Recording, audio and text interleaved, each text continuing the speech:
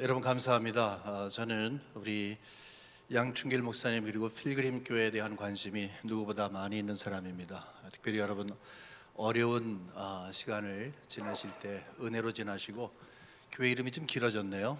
필그림 교회에서 필그림 선교교회가 됐네요. 이 모든 과정 속에 여러분들 한 마음이 되어서 이렇게 함께 오셨다. 그리고 더 좋은 교회 꿈을 꾸고 계시고 또 이렇게 직접 와서 예배를 들어 함께 이렇게 하니까요, 예배를 드리면 그 마음에 그 감동이 있거든요. 정말 감동이 있는 그런 귀한 예배를 하나님께 함께 드리게 돼서 좋은 특권으로 생각합니다. 어쨌든 오늘 이렇게 말씀을 우리 함께 받게 되니까 마음 활짝 여시고 은혜 받는 시간 되시기를 주님의 이름으로 축원합니다. 잠시 기도하겠습니다. 살아계신 하나님 아버지, 참 감사합니다. 저희를 이렇게 불러주시고 이곳에 모여서 하나님 앞에 예배 드릴 수 있는 특권을 허락하신 것 감사합니다. 헌물을 받으시고 우리 기도를 받으시고 찬양을 받으신 하나님 아버지, 이 시간에는 하나님께서 저희들에게 말씀을 주실 차례입니다. 하나님, 이 종을 불쌍히 여겨 주시어서 말씀 준비하며 받은 은혜가 있사오매 그 은혜의 말씀을 전할 때 성령님, 우리 사랑하는 모든 성도님들이 큰 은혜의 시간으로 하나님 인도받는 귀한 시간이 될 수 있도록 도와주시옵소서. 마음이 열려지게 하시고 귀가 열려지게 하시고 주의 말씀이 오매 아멘으로 나를 향한 하나님의 음성으로 들릴 수 있는 시간이 되어서 주님, 이 시간에 주의 뜻이 우리 영혼과 삶 속에 이루어지는 아름다운 시간이 될 수 있도록 하나님 꼭 붙들어 주시옵소서. 살아계신 예수 그리스도의 이름으로 간절히 기도 올리옵나이다. 아멘. 우리가 함께 읽은 시편 84편은 다윗이 예루살렘에서 도망가서 그곳에서 추방된 상황에서 지은 시입니다. 아들이 있었는데 압살롬이라고 하는 아들이 반역을 일으켰어요. 그래서 할 수 없이 자리를 피하게 됐습니다. 그래서 지금 상황은 자신이 머물러 있던 예루살렘, 그것을 먼 곳에서 이렇게 쳐다보면서 가슴앓이를 하면서 이 시를 쓰는 것입니다. 지금 다윗의 상황은 말이 아니죠. 편한 집을 떠났습니다. 사랑하는 가족을 떠났습니다. 모든 것이 불편합니다. 지금 누구를 만날지, 어떤 짐승을 만날지 모르는 상황에 이렇게 살아가고 있습니다. 불안한 것입니다. 그리고 고독합니다. 여러분 입장을 바꿔 보십시오. 얼마나 가슴이 아팠겠습니까? 근데 정작 이 다윗의 마음이 아팠던 것, 정말로 힘들어했던 것은 따로 있었습니다. 고독하거나 아니면은 삶의 환경, 그것이 아니라는 것이죠. 예루살렘을 동경하고 있는데, 예루살렘을 그렇게 갈망하고 있는데, 그 이유가 예루살렘에 하나님을 예배하는 장막이 있었기 때문입니다. 그런데 그것을 돌아갈 수가 없는 것이었습니다. 지금 순례길을 나섰습니다. 집을 떠났습니다. 언젠간 돌아갈 마음은 있겠지만 당장 그러지 못하는 상황 가운데서 항상 어느 순간이든지 마음속에는 다시 예루살렘으로 돌아가고자 하는 그 열망으로 가득 차 있었던 것입니다. 그 열망을 1절과 2절에 이렇게 담고 있습니다. 여러분, 이거 시잖아요. 그리고 여기에는 열망이 지금 담겨져 있습니다. 그래서 여러분들이 마치 이 다윗 자신인 것처럼 생각하면서 1절과 2절을 좀 드라마틱하게 함께 읽었으면 좋겠습니다. 여러분의 고백이 됐으면 좋겠습니다. 1절과 2절 시작. 만군의 여호와여, 주의 장막이 어찌 그리 사랑스러운지요. 내 영혼이 여호와의 공정을 사모하여 쇠약함이며 내 마음과 육체가 살아계시는 하나님께 부르짖나이다. 아멘. 예루살렘을 얼마나 간절히 사모했는지, 그 예배하는 장소가 있는 그 예루살렘, 그 궁정, 그 만군의 여호와가 계신 그 주의 장막을 얼마나 사모했는지 본인이 쇠약해졌다고 이렇게 얘기를 합니다. 영어 성경을 보면 My soul earns even faints라고 얘기를 합니다. faint라는 거 여러분 아시죠? 이것은 너무너무 그렸기 때문에 기절할 정도가 됐다는 그런 것입니다.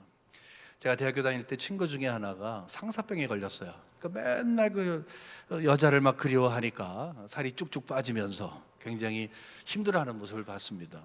또 그런가 하면 목회하면서 어떤 어머니가 먼저 아들을 보내면서 정말 그 아들의 이름을 부르면서 절규를 하는데, 그러다가 이분이 정신을 잃으셨어요.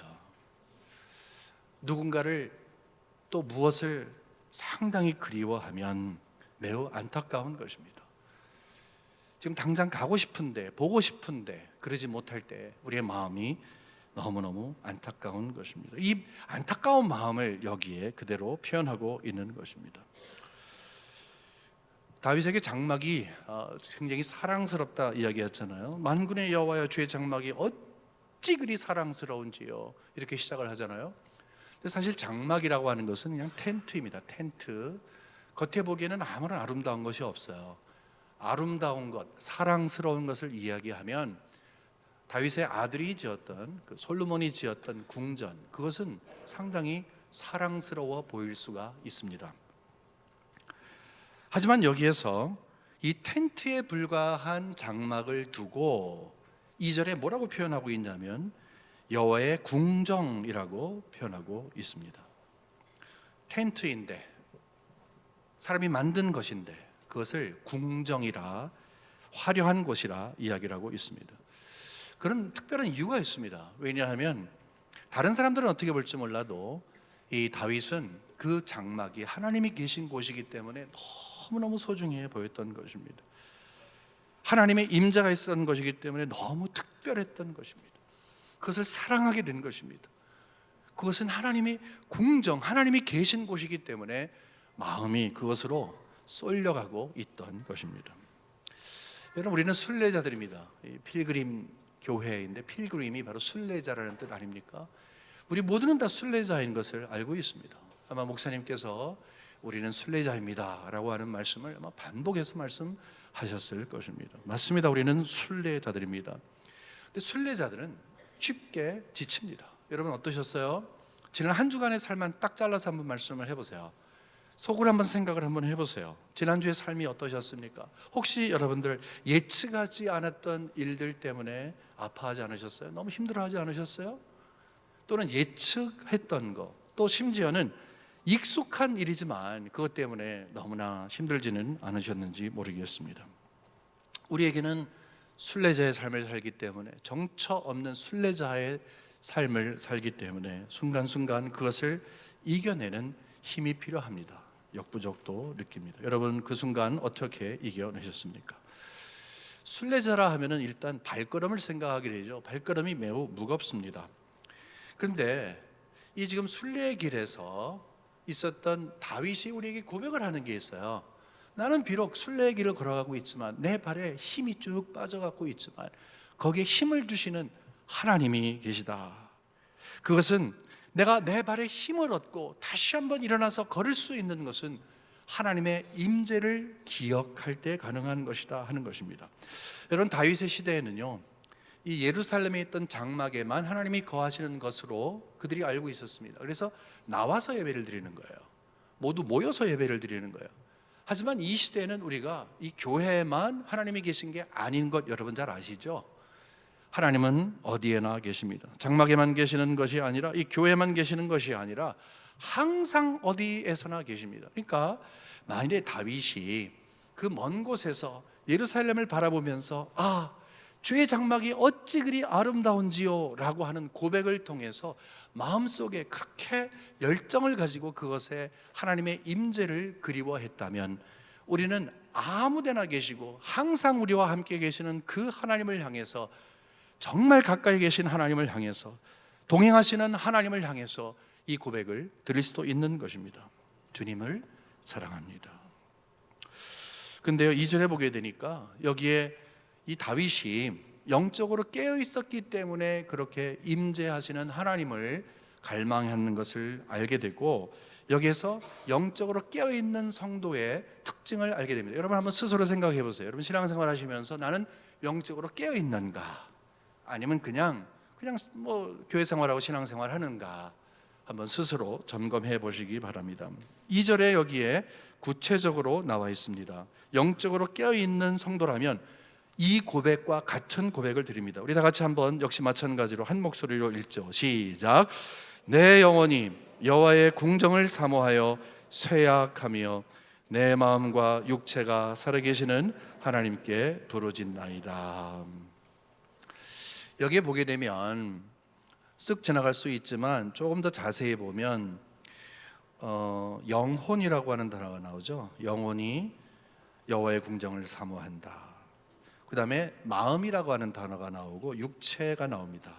그러니까 영혼, 마음, 육체, 이 세 가지가 한 절에 쓰인 것은 우연한 것이 아닙니다. 왜냐하면 이 세 가지를 보통 그 사람의 전 인격적인 모든 것을 이야기할 때 이 세 가지를 씁니다. 보통 우리가 지, 정, 의 이 3부분을 사람으로 이야기하는 것과 유사하게 생각하시면 됩니다. 근데 특이한 것은 그 가운데 이 영혼이 하나님을 사모한다. 지금 다윗이 하나님을 사모하는데 내 영혼이 사모합니다. 그러니까 우리가 하나님을 사모할 때 우리의 영혼이 사모합니다 라는 표현을 하는 것이 무엇인가 하는 것이죠. 여기에 그 이성적인 판단이 우리에게 있을 수가 있어요. 그러니까 하나님이 어떤 분인가 이성적으로 판단하고 좋은 분이네, 이성적인 판단을 할 수가 있습니다. 또는 육체에 끌려서 어떤 그런 종교성에 의해서 우리가 또 하나님을 찾을 수도 있습니다. 그런데 이렇게 이성적이나 아니면 육체적이 아니라 영혼으로 하나님을 앙망한다, 하나님을 사모한다 하는 것은 그가 영적으로 깨어있기 때문입니다. 우리도 마찬가지예요. 우리도 나와 항상 함께 계시는 하나님, 항상 동행하시는 하나님을 항상 의식하고 있을 수만 있다면, 우리의 영혼이 그것을 의식할 수가 있다면, 내 영혼 깊은 곳에서 나와 함께 계시는 하나님을 항상 잊지 않고 있을 수만 있다면, 우리는 세상의 모든 일을 볼 때에, 모든 일을 경험할 때에 영적인 통찰력을 가지고 볼 수 있다 하는 것입니다. 그것은 바로 하나님과의 관계 가운데서 모든 것을 생각할 수 있다고 하는 것입니다. 여러분, 영적으로 깨어있다, 영적으로 깨어있는 성도가 된다, 나는 정말 그런 성도가 되고 싶다, 이러한 마음의 고백이 있으십니까? 그러면 먼저 우리가 해야 될 것이 있는데, 그것은 뭐냐? 하나님은 계신 분이시고 그 하나님이 나와 항상 함께 계신 분이시고 그것을 우리의 영혼으로 고백할 수가 있고 내 영혼이 주를 찾을 수가 있을 때에 바로 우리는 영적으로 깨어있는 성도가 될 수 있는 것입니다. 여러분, 그러한 하나님을 항상 갈망하며 앙망하며 나와 항상 계시는 하나님 때문에 영적으로 깨어 계시는, 항상 영적으로 깨어있는 성도가 되시기를 주님의 이름으로 간절히 축원합니다. 근데 놀라운 것은요, 영적으로 깨어있는 성도들에게 하나님께서 은혜를 주시는데 하나님을 사랑하게 하는 거예요. 하나님을 사랑하도록 은혜 주세요. 사랑하는 마음이 생기는 것입니다. 여러분, 하나님을 사랑하십니까? 우리 한국 사람들은 사랑의 표현을 잘 못해서, 근데 조금 아까 보니까 뭐 God bless you 뭐 이렇게 사랑의 표현을 하는데 참 보기 좋더라고요. 근데 정말로 하나님을 사랑하고 싶은데 어떻게 하나님을 사랑하지? 아마 궁금하실 것입니다. 여러분, 사랑을 할 수 있는 것은 우리의 특권이에요. 물론 명령이라고 생각하시는 분도 있으실 거예요. 예수님께서 말씀하실 때 가장 크고 첫째 되는 계명은 이거다라고 하며 하나님을 사랑하고 그 다음에 이웃을 사랑이라. 하나님을 사랑하는 것은 우리의 명령으로 하나님께서 허락하신 것이라 생각하는데 사실은 특권입니다. 우리 같은 사람이 어떻게 하나님을 감히 사랑하겠어요? 하나님을 아는 것만도 감사한데 하나님을 사랑할 수 있는 것은 정말 특권 중에 특권이죠. 근데 어떻게 하면 하나님을 사랑할 수 있는가? 여러분, 방법은 이거예요. 하나님을 제대로 아십시오. 하나님이 어떤 분인지를 알아보세요. 하나님을 알면 사랑이 생겨나는 것입니다. 하나님을 알면 사랑이 생겨나서 그 사랑을 하나님의 은혜로 믿음으로 키워가는 것이죠. 그 사랑은 내가 시작하는 사랑이 아니기 때문에 그렇죠. 여기 3절과 4절 역시 마찬가지로 한번 감동을 가지면서 한번 읽어보시기 바랍니다. 우리 3절 4절 한 목소리로 시작. 나의 왕 나의 하나님 만군의 여호와여, 주의 제단에서 참새도 제 집을 얻고 제비도 새끼 둘 보금자리를 얻었나이다. 주의 집에 사는 자들은 복이 있나니 그들이 항상 주를 찬송하리이다. 아멘. 하나님이 어떤 분이십니까? 여러분, 하나님을 알아가는 게 신앙이에요. 하나님이 어떤 분인지를 알아가는 게 신앙이에요. 성경에 하나님을 그대로 드러내셨잖아요. 성경을 배우고 성경의 지식을 쌓고 그리고 성경에 하나님을 삶 속에 경험하는 것, 그래서 하나님을 알잖아요.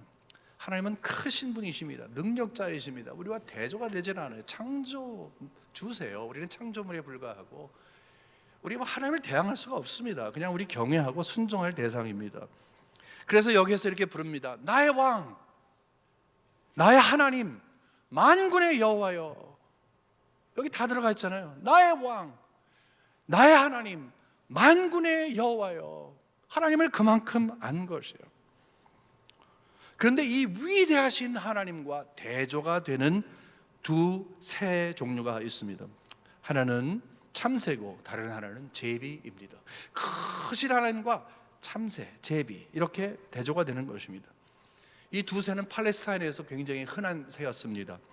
하찮은 것을 이야기할 때 그 참새 같은 것, 우리가 물고기를 이야기하면 그 피라미 같은 것, 이런 거와 마찬가지로 하찮은 것을 이야기할 때에 참새 또는 제비를 이야기를 했습니다. 대단한 것이 아니었습니다. 아주 대조를 해도 대단한 대조입니다. 크신 하나님, 위대하신 하나님과 아주 미물인 참새, 제비, 이 두 가지가 비교가 된 거예요. 메시지는 이것입니다. 하나님께서 하찮은 새들도 그렇게 귀하게 여기시는데, 그래서 이 장막에 이 새 집을 짓도록 주께서 허락해 주셨는데 어떻게 하나님께서 하나님의 형상으로 지으신 나를 소중히 여기지 않겠느냐 하는 거예요. 이런 주제는 성경에 많이 나오고 있습니다. 여러분, 이것은 우리가 고백할 이야기입니다. 의심하면 안 돼요. 신앙인이라면. 여러분, 하나님은 여러분을 소중히 여기십니다. 여러분 믿으십니까? 하나님은 여러분을 너무 소중하게 여기세요. 그 크신 하나님, 왕이신 하나님, 우리 하나님 되시고 만군의 여호와 되신 하나님이 아주 작은 여러분과 저를 소중히 여기시는 거예요. 성도가 누릴 최상의 복이 바로 이거예요. 하나님을 아는 거예요. 하나님이 어떤 분인지를 아는 거예요. 그리고 그분을 누리는 거예요. 그리고 고백을 하는 거예요. 여러분, 이런 고백 해보실 수 있으세요? 한번 고백해 보시기 바랍니다. 하나님은 나를 한순간도 빼놓지 않고 졸지도 주무시지도 아니하고 나를 항상 바라보고 계십니다. 여러분, 아멘 하십니까? 이거 아멘 하면 여러분 가슴속에 감동이 있어야 되는 거죠. 하나님은 그런 분이라는 거예요. 하나님께서는 어떤 환경 속에서 나를 통치하시고 지켜주시는 분이십니다. 아멘. 한번 생각을 해보세요. 그분이 바로 나의 하나님이라는 거예요. 그분은 지혜와 능력이 있으신 분이시지만 때를 따라 돕는 것으로 가장 좋은 것으로 나에게 공급하십니다. 그 하나님은 바로 나의 하나님이십니다. 신앙은 하나님을 아는 것입니다. 그리고 누리고 고백하는 것입니다. 여러분은 어떤 하나님을 고백하고 계십니까? 저는 몰랐는데 여기 와서 보니까 올해 표어가 주께 더 가까이네요. 주께 더 가까이라고 하는 주제와 가장 연결되어 있는 찬송이 하나 있다면 내 주를 가까이이겠죠. 여러분, 그 찬송 즐겨 부르시죠? 특별히 나이 드신, 이 2부에는 나이 드신 분들이 그렇게 많이 없는데 그 찬송을 부르실 때 어떤 느낌을 받으세요? 어떤 그 영적인 감흥이 있으세요?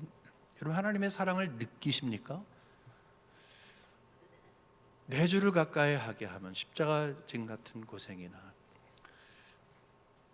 내 일생 소원은 늘 찬송하면서 주께 드나게 합니다. 그건 뭐예요? 갈 곳이 있다는 거예요. 갈 곳이 있다는 거예요. 여러분, 신앙생활은 하나님을 향해 나가는 거예요. 신앙생활은 머물르는 것이 아닌 거예요.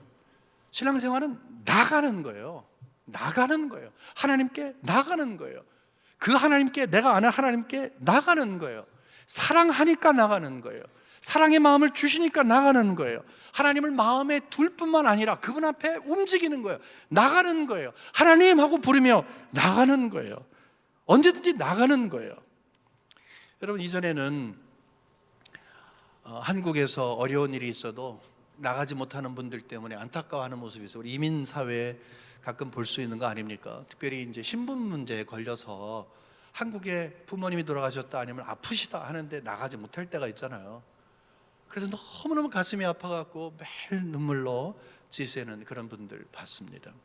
근데 요즘은 나아가는 길이 있어요. 정확한 길은 아니지만 그것이 뭐냐면 웹사이트가 생기기 시작하는 다음에 이렇게 여기 연결되고 아니면 카톡이나 아니면 그 메시지를 통해서 이 페이스타임을 할 수가 있어요. 적어도 너무너무 보고 싶은데 이렇게 보는 거예요. 아들을 저 대학교에 보내고 딸을 시집 보낸 다음에 너무너무 보고 싶은데 이전에는 그냥 그리워만 했는데 이렇게 보는 거예요. 이야기를 할 수 있는 거예요. 적어도 그 순간에는 통로가 있게 되는 것입니다. 지금 예루살렘을 향해서 너무너무 가고 싶은데 너무너무 그 임재의 장소가 너무너무 그리운데 마음이 막 쏟아지고 있는데 하나님에 대한 사랑이 너무너무 큰데 꽉 막힌 것 같았는데 글쎄 하나님께 나아갈 수 있는 길이 있어요. 여기도 마찬가지예요. 우리가 살면서 하나님께 나아갈 수 있는 길이 없습니다. 아니에요. 어느 순간이든지 나아갈 수 있는 길이 있습니다. 우리 마음에 큰 길이 있습니다. 우리 다 같이 한번 5절 말씀 주시는 말씀이기에 감사함으로 받겠습니다. 시작. 주께 힘을 얻고 그 마음에 시온에 데려가 있는 자는 복이 있나이다. 주께 힘을 얻고 그 마음에 시온의 대로 시온을 향한 하나님을 향한 큰 길이 있는 자는 복이 있다 이렇게 말하고 있습니다. 이 길은 언제 어디서나 갈 수 있는, 내가 살아있으면 가능한 거예요. 내 마음에 있으니까 어떤 환경이든지 하나님 앞에 나아갈 수 있는 큰 길이에요. 작은 길 아니에요. 큰 길이 우리에게 있는 것입니다. 여러분 종교 생활을 또는 교회 생활로 우리 신앙생활을 생각하시는 분들이 많습니다. 여러분 신앙생활은 그런 거 아니에요. 형식적인 게 아니에요. 정말 신앙생활은 하나님과의 관계로부터 출발합니다. 하나님과 관계로부터 출발할 뿐만 아니라 모든 과정과 결말이 하나님과의 관계인 것입니다. 그래서 여러분 시험이 찾아오면 어떤 방법인지 물리쳐줘야 됩니다. 그 이유가 뭐냐 하면 시험이 찾아오는 것은 마음이 닫혀진 거예요. 마음이 닫혀진 거 아닙니까? 마음이 닫혀졌다는 것은 하나님께 나아간 내 마음에 있는 이 대로 큰 길이 닫혀졌다는 거예요. 그러니까 시험에 들었습니다 하면 저는 이런 생각을 합니다. 하나님을 향한 그 큰 길이 이제는 폐쇄가 됐구나. 똑같은 말이라는 것이죠. 이 대로는 정성껏 쌓은 것입니다. 여러분 우리가 신앙생활하면서 하나님이 다 하신다 이런 아름다운 고백은 좋아요. 물론 여러분 분명히 알아야 될 것은 하나님께서 우리에게 구원을 베풀어 주실 때 100% 하나님의 은혜로 우리에게 주신 것을 믿으시기를 주님의 이름으로 축원합니다. 100% 우리가 한 거 아무것도 없습니다. 100% 하나님이 우리에게 주셨습니다. 하지만 구원을 받았으면 이제 신앙생활을 하면 우리가 반드시 해야 할 몫이 있습니다. 그것은 신앙을 유지하고 신앙을 성숙시키기 위해서 우리가 반드시 해야 할 일입니다. 그것은 내 마음에 있는 이 시온의 대로 큰 길, 그것을 어떤 유혹 속에서 그것을 닫지 말고 그 길을 통해서 시온의 대로를 통해서 하나님께 나아가는 것입니다. 여러분, 근데요 항상 문제가 있어요. 나가지 못할 만한 그런 이유가 있습니다. 여기 6절에 보게 되면 이런 말씀이 있습니다. 우리 다 같이 한번 어떤 일을 경험하는지 보죠. 6절 시작.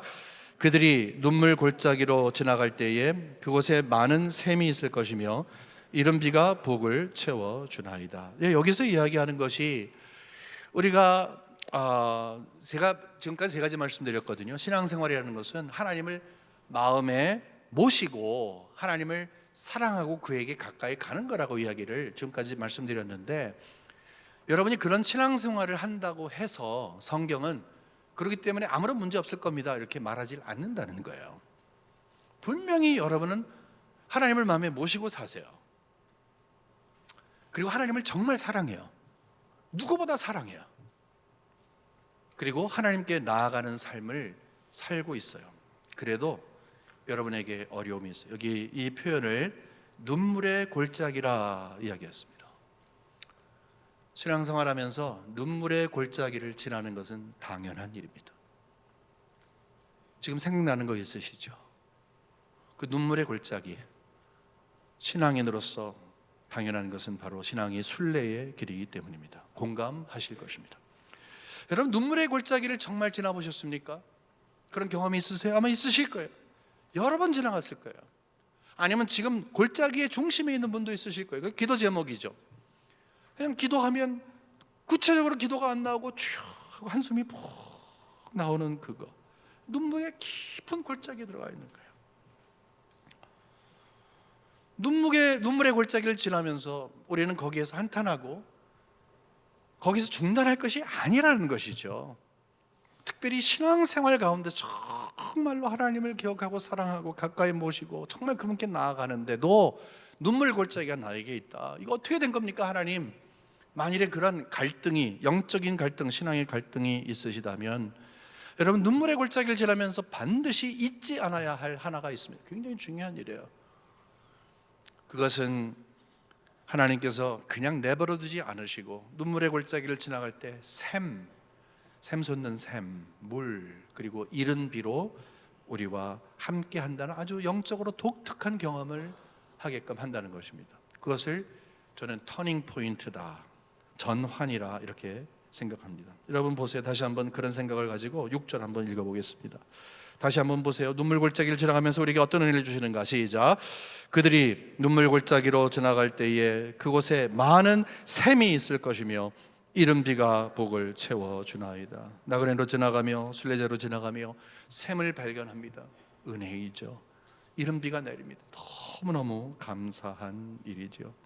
여러분, 때때로 하나님께서는 우리 모두에게 광야 학교로 입학시킬 때가 있습니다. 그래서 눈물의 골짜기를 지나가게 할 때가 있습니다. 심지어는요, 시편 23편의 기자가 이야기한 것처럼 사망의 음침한 골짜기로 다닐지라도 해가 있는 곳에요. 두려워할 수밖에 없는 거예요. 그렇지만 그것을 지나가게 하십니다. 근데 바로 그것이 은혜라고 하는 것입니다. 왜냐하면 이렇게 지쳐있고 낙심되는 환경 가운데에서 무엇인가를 경험하는 거예요. 순례자가 경험하는 이 샘물, 순례자가 경험하는 하늘에서 내리는 이 비, 이것은 보통 감사한 게 아니죠. 감격하는 것이죠. 작은 것이라 할지라도 인생의 저 아래서 음침한 골짜기, 눈물의 골짜기에 있을 때 하나님이 영적으로 여러분에게 샘을 주시고 이른 비를 주시게 될 때에 여러분, 하나님을 제대로 만나는 것입니다. 여러분, 고난을 경험하면, 어려움을 경험하면 우리가 성숙하게 됩니다. 겸손하게 됩니다. 낮아지게 됩니다. 그렇기 때문에 고난이라고 하는 것이 많은 성도들에게 전환점이 됩니다. 내 길로 가다가 고난을 경험하며 주의 길로 돌아옵니다.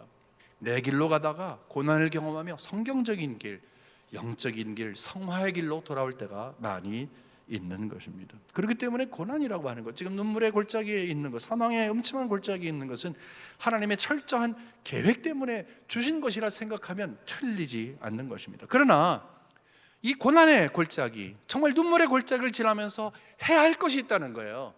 하나님이 그냥 고난 주시지, 뭐 그런 거야 다, 이게 아니라는 거예요. 하나님은 그러한 눈물의 골짜기를 지나가는 우리들에게 하나님께서 마음에 시온의 대로를 허락하시는 거예요. 하나님께 나아갈 수 있는 길을 허락하시는 거예요.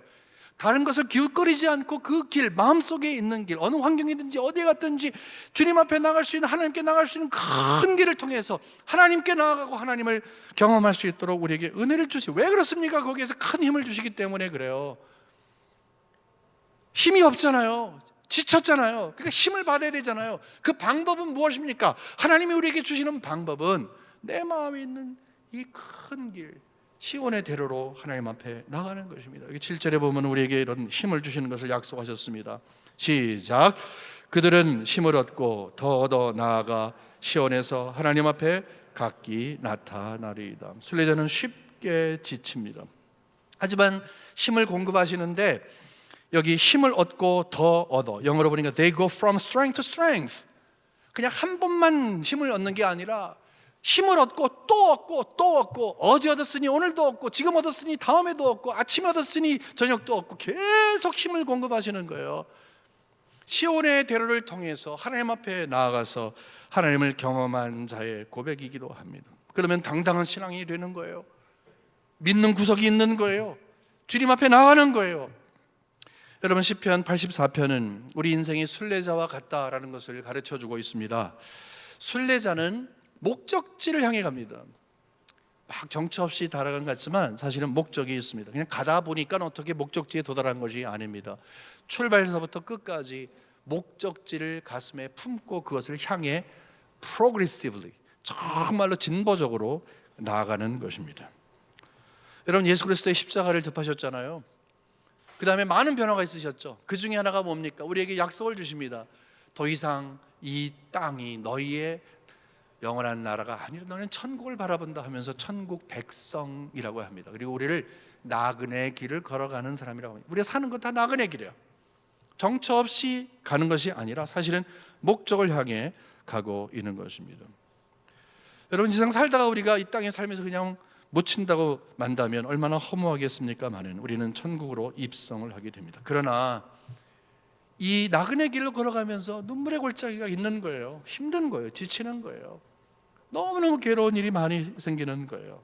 원래 그것이 순례자의 삶이에요. 근데 어려움 속에서도 한 걸음 한 걸음 힘으로도 갈 수 있는 것이죠. 순례자가 그 마음속에 놓여진 하나님을 향한 그 큰 길을 통해서 하나님께 나아가서 하나님을 경험하게 된다면, 여러분, 구체적으로 나그네 된 여러분과 제가 하나님을 경험할 수 있는 방법이 있습니다. 구체적인 방법이에요. 여러분 아마 그런 생각 가지실 거예요. 그럼 어떻게 마음의 시온의 대로를 하나님께 나아가지? 다른 게 아니에요. 기도입니다. 우리 8절 말씀 읽어보겠습니다. 마지막으로 크게 시작. 만군의 여호와 하나님이여, 내 기도를 들으소서. 야곱의 하나님이여, 귀를 기울이소서. 이제 시온의 대로가 놓여져 있기 때문에 하나님 앞에 나간 거예요. 그래서 그분의 이름을 찾는 것입니다. 기도로 나갑니다. 내 기도를 들어주시옵소서. 귀를 기울이소서. 눈물의 골짜기에서 다른 방법이 아니라 바로 이 방법, 마음의 시온의 대로를 통해서 활짝 열려지는 하나님을 향해서 기도로 나아가는 성도는 정말로 큰 변화를 받게 됩니다. 그분은 멀리 계신 분이 아니잖아요. 예루살렘에만 계신 분 아니잖아요. 장막에만 계신 분 아니잖아요. 항상 함께 계시는 분 아니에요. 때로는 속삭이고 때로는 호소를 하고. 하나님 어떻게 하죠? 하나님은 그때마다 우리에게 샘과 이른비로 반드시 반응하시고 힘을 주십니다. 여러분, 순례의 길에서 약속을 붙드십시오. 이 시간 마음의 작정을 하세요. 여러분, 힘들고 어려운 일 있으시잖아요. 또 이런 일을 경험하실 것 아니에요. 그때 어떤 방법으로 이기시겠어요? 하나님은 우리에게 마음의 시온의 대로를 주셨어요. 주께 나아갈 수 있는 특권을 하게 주셨어요. 순례의 길을 살면서 우리는 기도라고 하는 아름다운 특권을 가지고 그가 시작하신 아름다운 일, 나는 길이요 진리요 생명이니 예수 그리스도가 우리에게 그 길을 놓아주셨기 때문에 하나님과의 관계가 회복이 되었고 이제는 그분을 향해서 나갈 수 있습니다. 여러분, 그렇기 때문에 시냇물을 찾는 사슴과 같이 하나님을 찾는 여러분 되시기를 주님의 이름으로 간절히 축원합니다. 혼미해서 기절할 정도로 주님을 사랑하는 마음을 가질 뿐만이 아니라 그럴 때마다 인생의 경험마다 하나님을 찾는 여러분 되시기를 주님의 이름으로 축원합니다. 그러면 하늘로부터 내려오는 평강이 있을 것입니다. 좀 이따 우리가 찬송을 부를 거예요. 평화, 평화 하늘에서만 내려옵니다. 어떤 자에게 하나님께서 큰 복을 주십니까? 마음의 대로 큰 길이 내 마음에 있을 때 그것으로 주님 앞에 나가 경험을 하면서 하늘로부터 내려오는 평강을 누리시며 사시는 그러한 승리하는 삶을 사시는 여러분과 제가 되기를 주님의 이름으로 간절히 축원합니다. 하나님 아버지, 우리는 힘든 순례자의 길을 걸어가고 있습니다. 그런데 하나님의 은혜로 주 앞에 이렇게 특권을 가지고 나아갈 수 있도록 은혜 주셔서 감사합니다. 오 살아계신 하나님 아버지, 시온의 대로가 우리의 마음에 있습니다. 하나님께 나아가는 길입니다. 하나님 불쌍히 여겨주시사 성령 충만하게 하시되 기도의 영으로 우리와 함께하여 주시옵소서. 힘들고 어려울 때에 주께 나아갈 수 있는 무릎을 허락하여 주시옵소서. 하늘의 평강과 위로로 채워 주시옵소서. 힘을 주시어서 다시 한번 힘을 입고 그 다음 걸음을 할 수 있는 우리 사랑하는 백성들의 삶으로 축복하여 주시옵소서. 살아계신 예수 그리스도의 이름으로 기도 올리옵나이다.